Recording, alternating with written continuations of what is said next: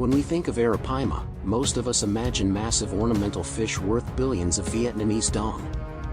But in South America, where this species is native, locals see it as a delicacy, especially in regions near the Amazon River basin. So today, let's take you deep into the heart of the Amazon to explore how fishermen catch and prepare one of the most valuable freshwater fish in the world.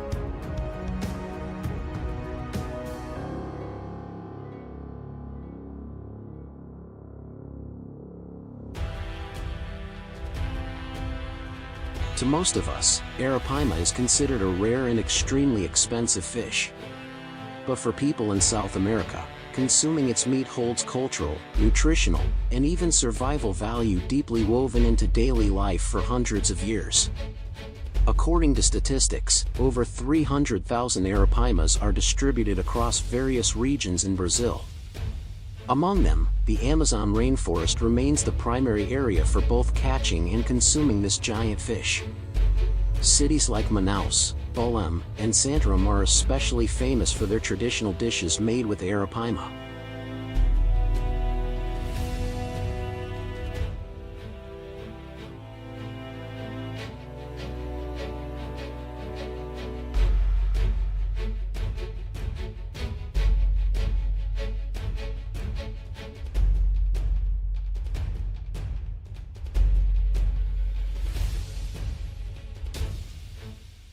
Due to its high market value, the Arapaima has been heavily fished across South America, leading to a dramatic decline in wild populations.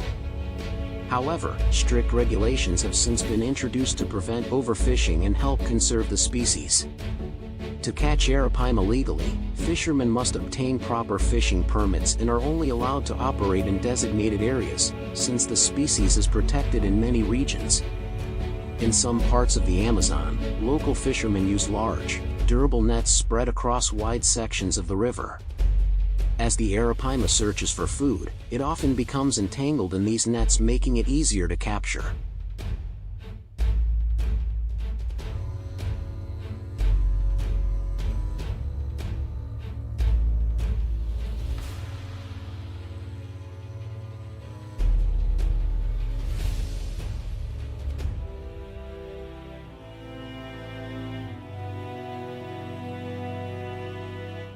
Arapaimas typically spawn during the rainy season, and when the waters recede, both the adults and their young gather in shallow areas, making this the easiest time to catch them.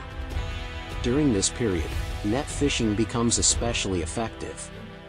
Fishermen usually operate in small groups, paddling in narrow boats to surround areas where Arapaima are concentrated. Once the fish get tangled in the nets, they quickly haul them in. To subdue the fish, they often use tools like sturdy wooden poles to stun the Arapaima before pulling them onto the boat.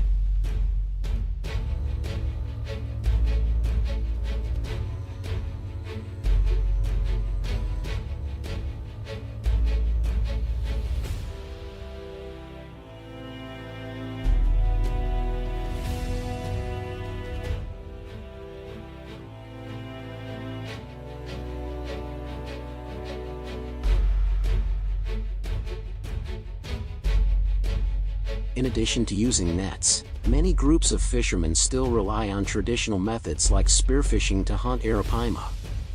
Fishermen paddle their boats to surround the fish, then launch sharp spears toward the massive Arapaima to bring it down. Even its thick, armor-like scales can't withstand the sheer force of these spears. On average, a group of fishermen can catch between 5 to 10 giant Arapaimas per day, each weighing hundreds of kilograms. These catches help sustain the livelihoods and food supply of local indigenous communities.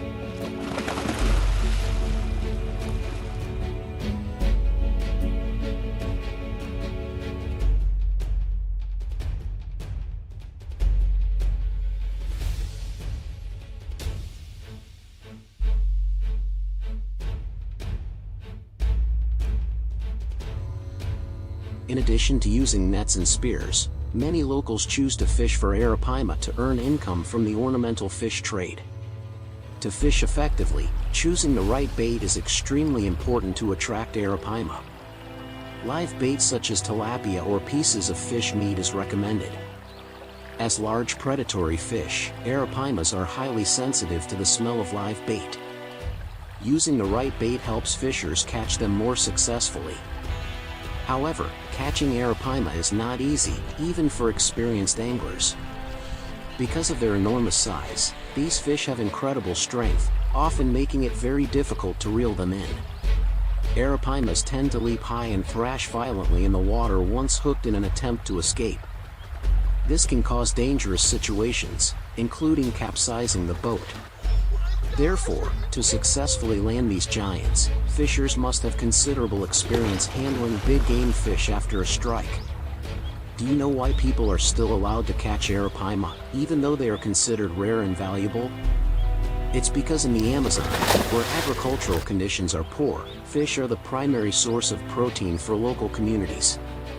As one of the largest freshwater species, Arapaima have become a key target for native fishers in order to sustain their families and way of life.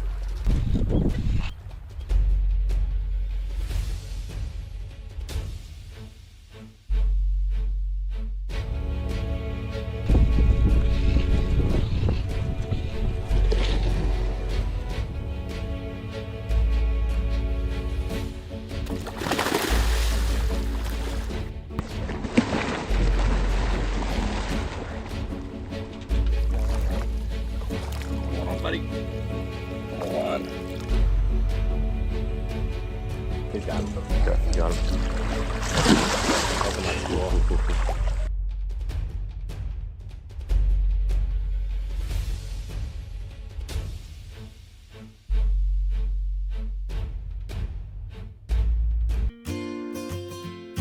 Processing and filleting an Arapaima is no easy task due to its massive size. It requires skillful hands, sharp tools, and a solid understanding of the fish's anatomy in order to do the job quickly and efficiently. Arapaima is highly prized for its tender, boneless meat and rich flavor. The fish is consumed locally and sold in markets, serving as a vital source of protein for communities throughout the Amazon basin. Its impressive size and meat quality also make it a high-value commodity in both South American and international markets.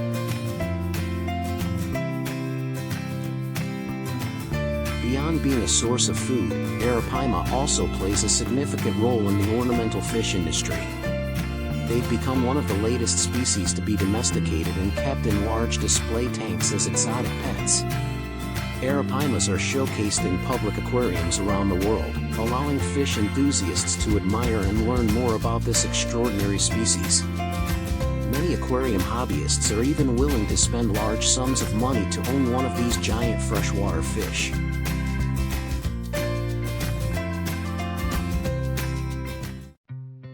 When it comes to king crab, we may think of its expensive value that people with low incomes can hardly enjoy. However, it is unbelievable that this crab is considered an invasive species that is destroying environment and fishing in Norway. So, why is this expensive crab considered an invasive species? Let's find out! The king crabs of the Norwegian coast are not native, having been introduced from Russia in the 1960s and have flourished since then. Today, millions of red king crabs live along Norway's coast, presenting both opportunities and challenges for the country.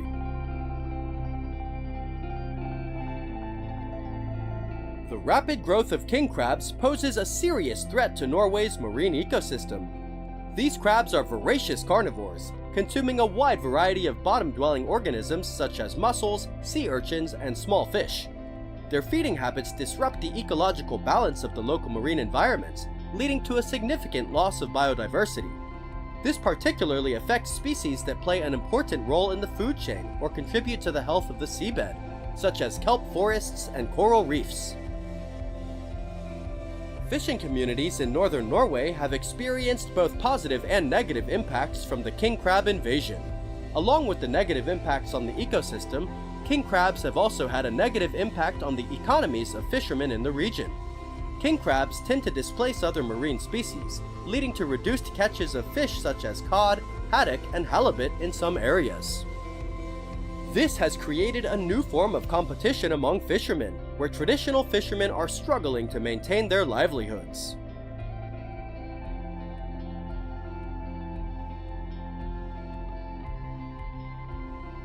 Besides the negative side, invasive king crabs also bring economic development opportunities for coastal fishermen. The most obvious positive trend in the red king crab invasion is that it also opens up new economic opportunities for people in the area. Crabs are a high-value commodity in the global seafood market, especially in Asia and Europe. In Norway, king crab fishing has become a lucrative industry, attracting both local fishermen and international interest. The high market price of king crabs have turned the invasion into a profitable business, creating jobs and economic benefits for coastal communities. Fishermen who had previously focused on cod or other traditional fish species turned their efforts to crab fishing and found it more profitable. This led to the development of specialized equipment and methods for catching and processing these large crabs, further boosting the local economy.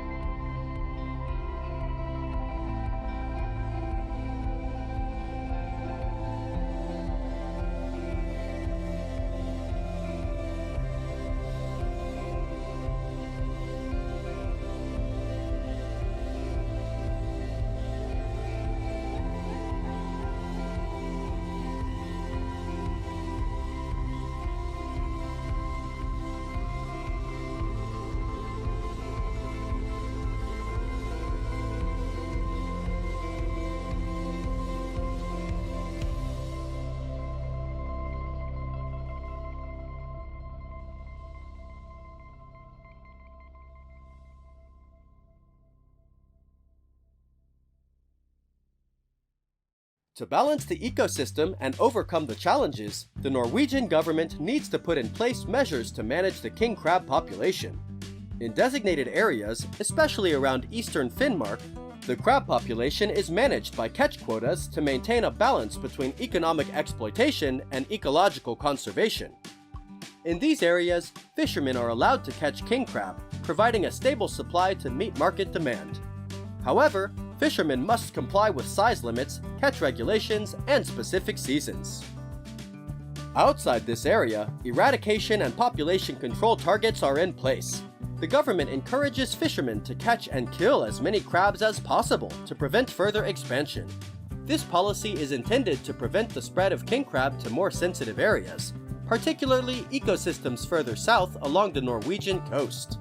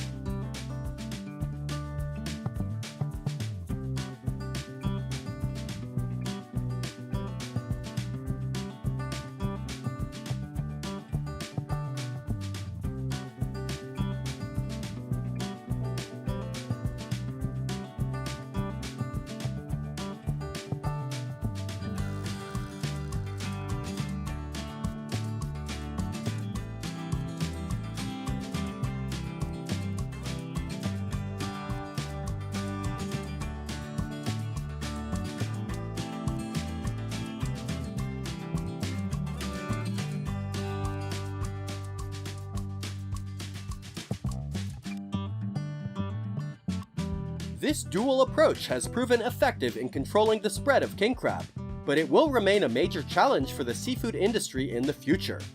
Currently, demand for the asset, especially king crab, remains high, so the king crab fishery is likely to continue to thrive.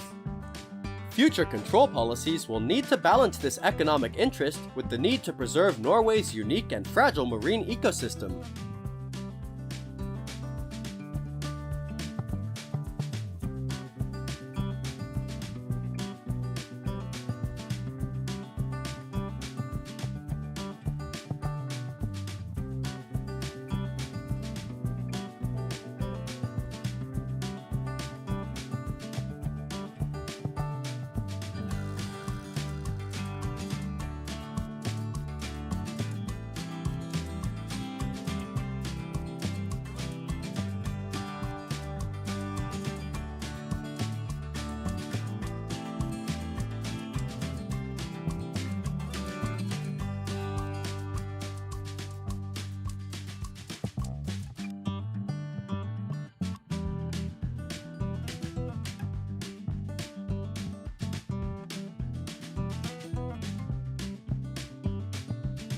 The Norwegian government's management of the invasive red king crab is a combination of economic use and ecological management. Through careful management and monitoring, Norway aims to strike a balance between protecting the environment and reaping the economic benefits of the king crab invasion. However, vigilance is needed to ensure the long-term sustainability of both the environment and the fishery.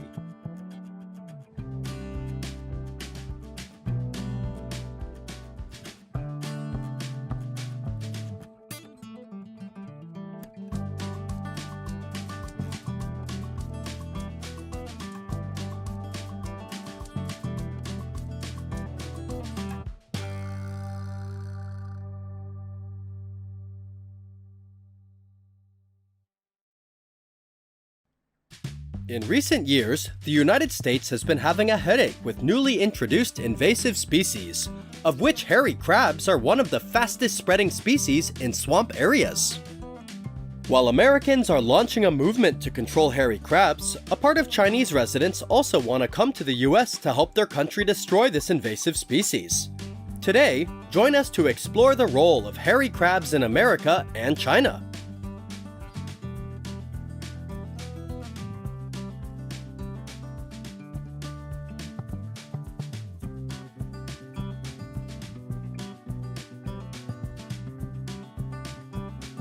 Thousands of years ago, the field crab farming industry developed in China.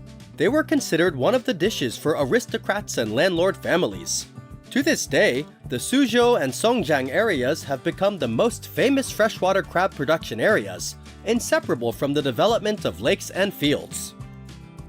The cost of each hairy crab can be up to 60 yuan, about $10 each, and depends on the season. Because the weather in regions changes with the seasons, it is difficult for the hairy crab farming industry to raise it all year round, so out-of-season hairy crabs will be more expensive.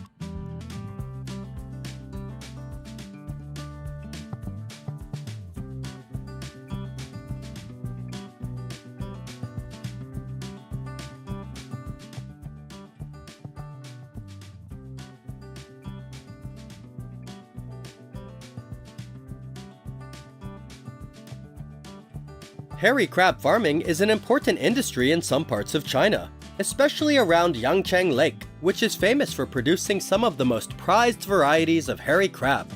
The brand value of hairy crab in China reaches more than $20 billion every year. However, the number of crabs is still not enough to serve demand because the consumption is very large. Demand for hairy crabs is so high that they are often ordered weeks in advance during peak season. Popularity extends beyond China, with exports to other countries with large Chinese communities.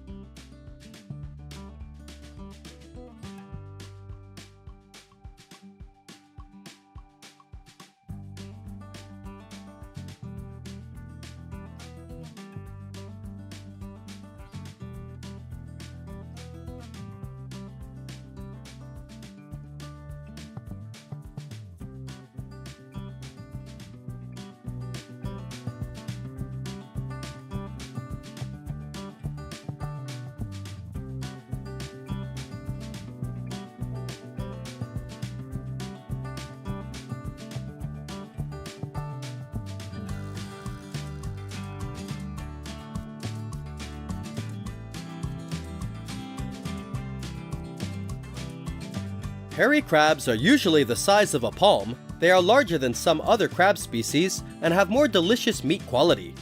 The crab farming and processing industry in China also helps create jobs and economic growth for millions of people in China. In short, hairy crab is not just a seafood species, it is also a hallmark of culinary tradition and a luxury dish of considerable social and economic importance. Despite its economic and social importance in China, when introduced to the US, hairy crabs are considered one of the species that negatively affects the aquaculture industry in the US.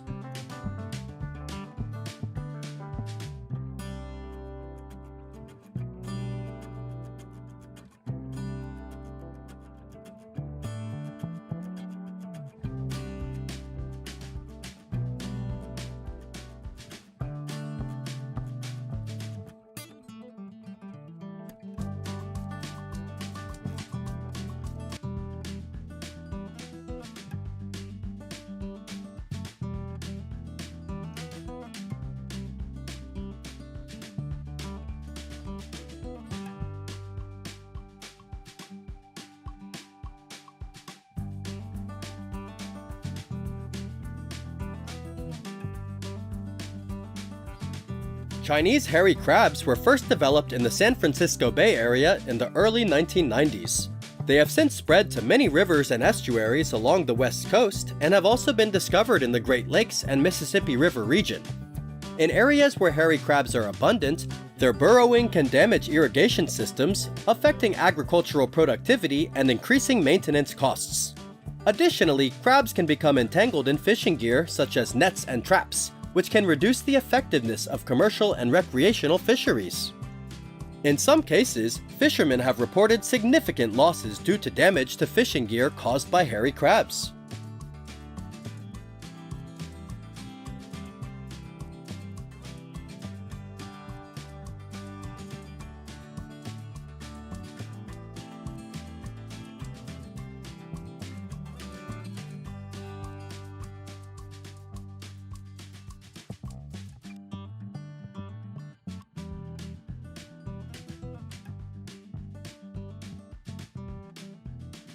In addition to affecting agriculture, hairy crabs also compete with other native species because they are opportunistic feeders, consuming a variety of plants and animals.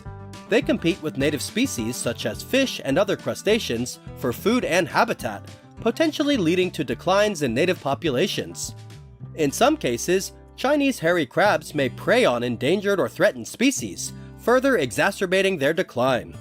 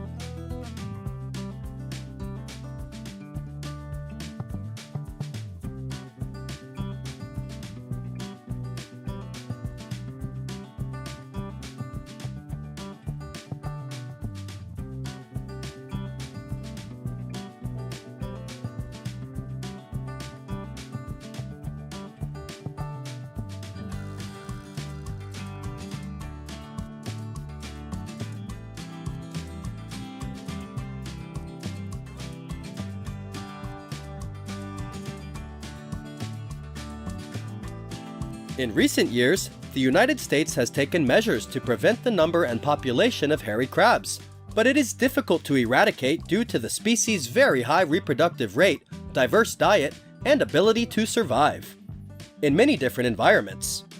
Efforts to control hairy crab populations have had only limited success.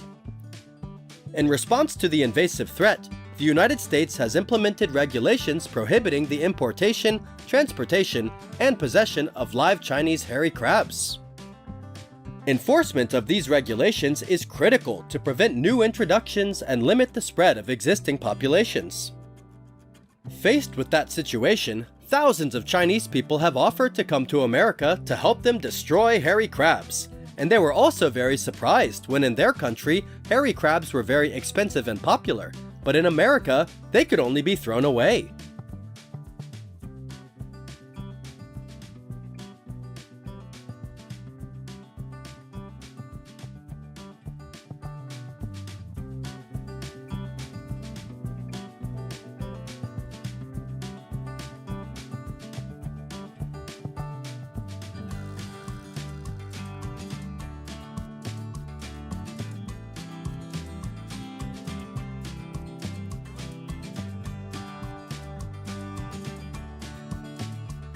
So, why don't Americans eat hairy crabs? In a long tradition, Americans do not eat hairy crabs, so the demand for hairy crabs among American consumers is very low. They tend to prefer other types of seafood. Without strong consumer interest, suppliers will not have much incentive to introduce hairy crab to the market.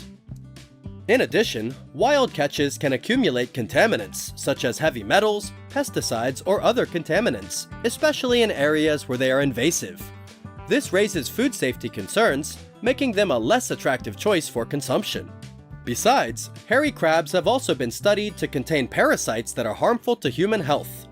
Therefore, the vast majority of Americans do not eat hairy crab.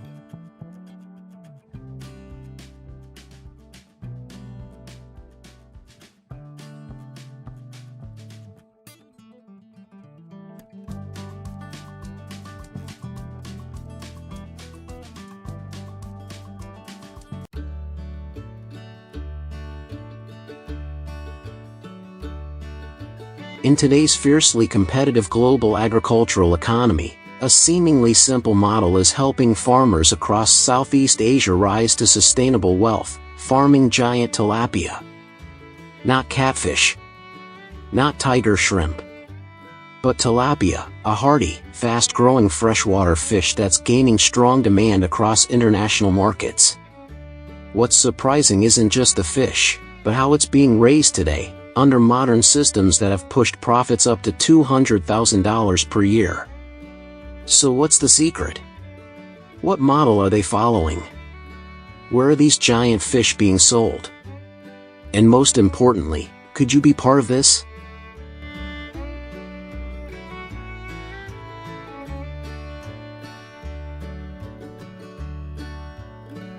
Tilapia is a common freshwater fish found throughout Southeast Asia. It's easy to raise, omnivorous, grows quickly, and adapts well to various environments. In the past, however, tilapia was often viewed as a poor man's fish, cheap, of average quality, and not considered worthy of serious investment. But that perception has opened a door, the chance to transform a humble product into a premium export through modern farming, standardized processes, and smart market strategies.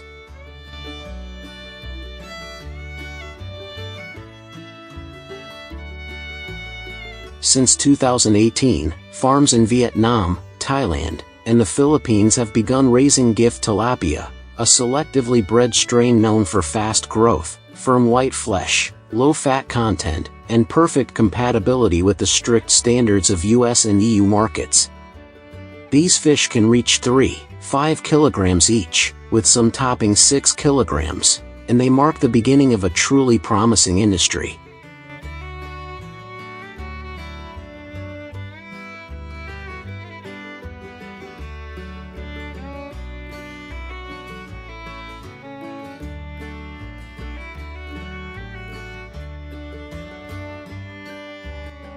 Every step, from broodstock selection to pond system design, is carefully calculated.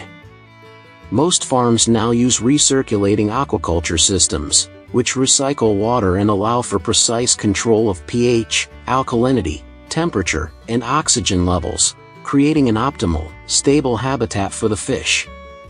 On top of that, feed is no longer generic. Farmers are using custom-blended diets enriched with probiotics and digestive enzymes instead of antibiotics. This not only promotes healthier growth but also eliminates chemical residues, an absolute requirement for export markets.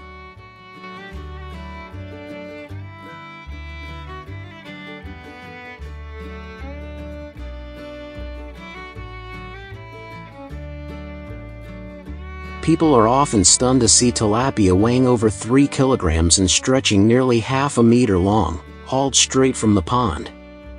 Gone are the small, forgettable fish of the past. This is a new generation, upgraded in both size and flesh quality. A typical farming cycle lasts 7-8 months. Yields can hit 15-18 tons per hectare per cycle, with average export prices ranging from $1.50 to $2 per kilo. That means each harvest can generate $200,000 to $250,000 in revenue. Depending on local climate, farms can run 1.5 cycles per year, not counting extra income from breeding fry, selling specialty feed, or transferring farming tech.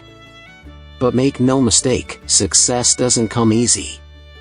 Farmers must take bold risks, invest heavily in technology, and commit to continuous learning. Few people know this, but tilapia is the second most consumed farmed fish in the world, right behind salmon. China once led the global tilapia export market, but has lost ground due to hygiene concerns, environmental issues, and tightening trade regulations. This is Southeast Asia's chance to shine. With year-round tropical weather, abundant water, competitive labor costs, and flexible, tech-savvy farmers, the region is attracting serious interest from global seafood buyers, importers, and even five-star restaurants. Especially notable are tilapia products raised under global G.A.P. ASC, or organic certifications. These can fetch 2-3 times higher prices than conventional fish in markets like the US, EU, UAE, and Japan.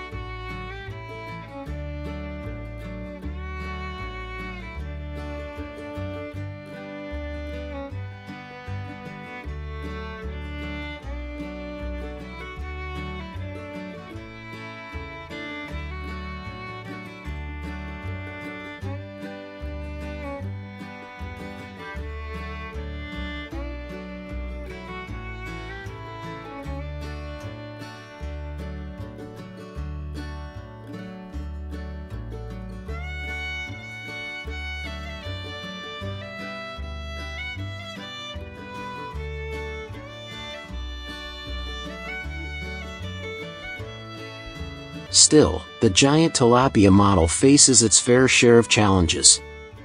First, the startup costs are very high. To build a fully equipped RAS farm, with water recycling, environmental sensors, and biofiltration, can require investments of up to millions of USD per hectare.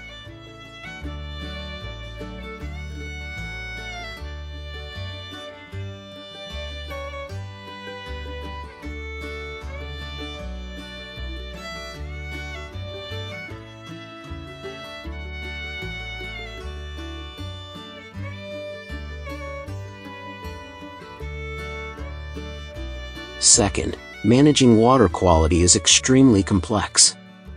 Even a slight fluctuation in pH, temperature, or salinity can result in the loss of tens of tons of fish. Third, tilapia still suffers from a bad reputation in some markets. Past incidents involving unhygienic farms in China have made Western consumers wary. That's why traceability, certification, and branding are more crucial now than ever before.